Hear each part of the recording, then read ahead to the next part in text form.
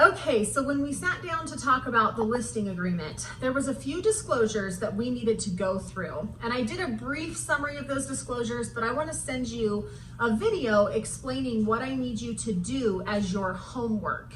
So I have a few disclosures attached to this email, and I'm going to give you a quick rundown of what those are. Of course, if you have any questions, please don't hesitate to reach out. First and foremost, I have two disclosures that are very simple and required by my office. Right now, it's a COVID advisory for sellers, just stating the policies we have in place, and that an automatic 14-day extension would fall into a contract if somebody was ill or became ill during the process. Additionally, I'm going to ask you to sign a wire fraud disclosure.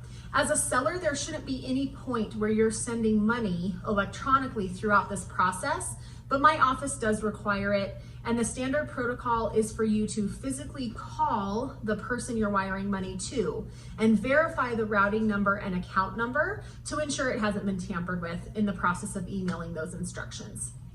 So please sign that one.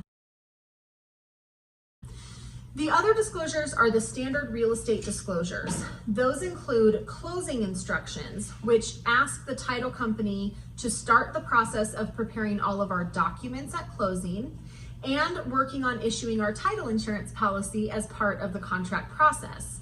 It's a very standard form. We just need you to sign it so the title company can get to work. Also, there's a square footage disclosure. This goes through and tells the buyer where we got the number that we used in our marketing for the square footage of the home. I have to cite the source of where I got the square footage from, and all I'm doing on this form is disclosing where I got that number. Also, water. Water is the one utility that can cause a lien against a property if it's not paid.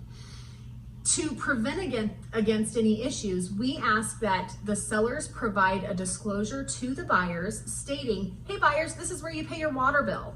That's literally all it says. And then we provide it to the buyers so they can't ever come back and say, well, I didn't know where to pay my water bill. So we just give them that up front in writing. The most important disclosure I feel for my sellers is what's called a seller's property disclosure. This is a 7-page document, and it's a little tedious to fill out. Please call me if you have any questions during this process.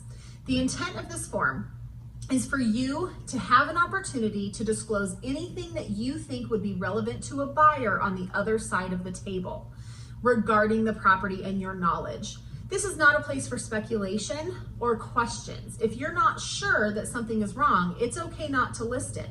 However, if you've ever had a repair or an issue that's not repaired, it is our legal responsibility to make that disclosure on this form.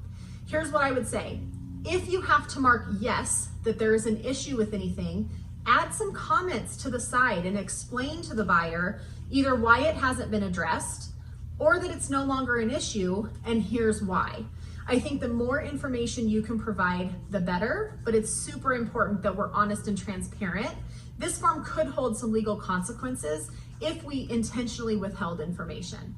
Don't be scared. Call me if you have questions. We can work through it together. And lastly, if your home is older than 1978, you will have to fill out a lead-based paint disclosure form. And this simply says that you have either done testing for lead-based paint or not done testing for lead-based paint, and you either have reports pertinent to lead or you have no reports. So you're gonna mark the appropriate circles, sign at the bottom. Again, I know that's a lot of information. If you have any questions, call me.